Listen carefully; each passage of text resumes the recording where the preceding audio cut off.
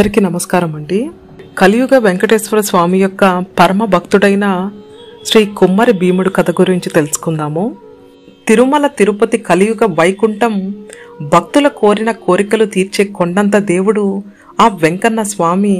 ఈ స్వామిని 7 కొండల వాడే అని, గోవిందుడని, బాలాజీ అని, తిరుమలప్ప అని, వెంకటరమణుడని ఎలా పిలిచినా, ఎన్ని పేర్లతో పిలిచినా ఎంతో ఆప్యాయంగా ఆ స్వామి కోరిన కోరికలు తీరుస్తూ ఉంటారు.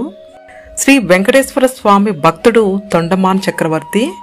స్వామివారి ఆజ్ఞతో తిరుమల మందిర నిర్మాణం చేసిన ధన్యజీవి. మహాభక్తుడైన తొండమాన్ చక్రవర్తి నిత్యం స్వామివారితో సంభాషణలు కూడా చేసేవారు.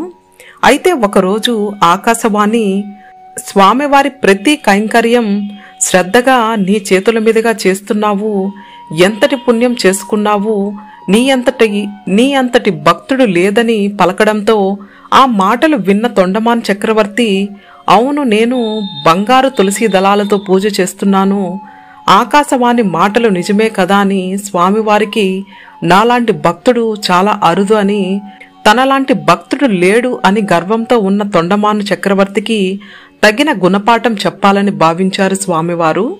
అయితే రోజులాగే ఒకరోజు ఉదయం తొండమాన్ చక్రవర్తి స్వామివారి దర్శనానికి రాగా స్వామివారి పాదాల దగ్గర మట్టితో చేసిన తులసి దళాలు కనిపించాయి. వేసిన తలుపులు వేసినట్టే ఉన్నాయి.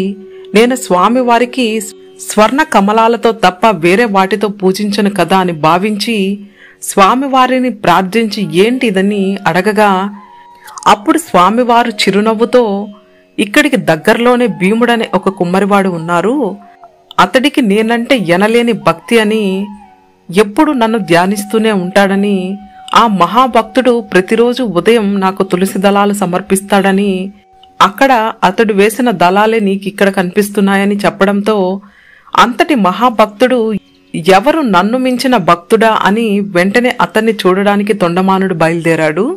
ఇలా వెళ్లి భీముడిని కలిసిన తొండమానుడు, మీరు ఎవరు, ఏం చేస్తుంటారు, మీరంటే స్వామివారికి ఎందుకంత ఇష్టమని అడగ్గా అప్పుడు భీముడు, నేనొక కుమ్మరిని, కుండ చేసే ముందు సామి కుండలు చేసుకునే శక్తిని నాకిచ్చావు, నన్ను అనుగ్రహించావు, నీ దయ వలన కొన్ని డబ్బులు వచ్చి నా సంసారం నడుస్తుంది, అందుకు కృతజ్ఞతగా ఒక కొయ్యతో శ్రీ వెంకటేశ్వర స్వామి విగ్రహాన్ని చేసి రోజు స్వామివారి పాదాల దగ్గర మట్టితో చేసిన తులసిదళం పెడుతున్నాను, ఏ పని చేసినా స్వామివారిని స్మరిస్తూ నేనేం చెయ్యడం లేదు, నీవే నాతో అన్నీ చేయిస్తున్నావు స్వామి అని ఆరాధిస్తూ ఉంటానని చెప్పాడు.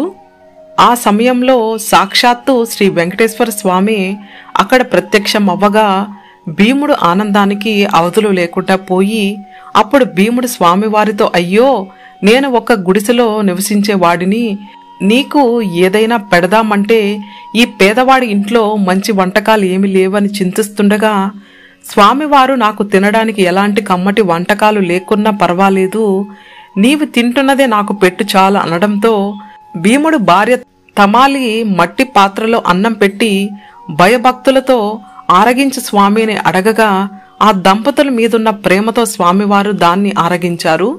అప్పుడు ఆ దంపతులు వారి జన్మ ధన్యమైందని స్వామివారి పాదాల మీద పడి సాష్టాంగ నమస్కారం చేశారు. స్వామివారి దివ్య పాద స్పర్శతో ఆ దంపతులు దివ్య శరీరాన్ని ధరించారు. ఇక స్వామివారి ఆజ్ఞతో ఆ దంపతులు ఇద్దరూ వైకుంఠానికి వెళ్లారు. ఇక ఇదంతా తన కళ్ళతో చూసిన తొండమాన్ చక్రవర్తి తనలో ఉన్న అహంకార పూరిత భక్తిని విడిచి పశ్చాత్తాపడ్డాడు. ఈ విధంగా ఆనాడు స్వామివారు సామాన్య భక్తుడికి ఇచ్చిన ఆతిథ్యానికి గుర్తుగా ఇప్పటికీ స్వామివారి ఆనంద నిలయంలో మొదట గడప దాటి పెట్టే నైవేద్యం ప్రతిరోజు ఒక కొత్త కుండ చేసి అందులోనే పెరుగన్నం పెడతారు. శ్రీవారికి ఎన్ని ప్రసాదాలు నివేదన జరిగినా అవన్నీ కూడా కులశేఖర పడి గడపకి ఇవతలే ఉంచుతారు.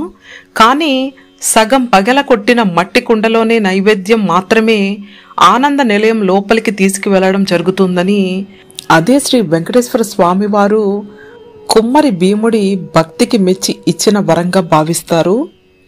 ఓం నమో నారాయణాయ. ఓం భగవతే వాసుదేవాయ. గోవింద హరి గోవింద.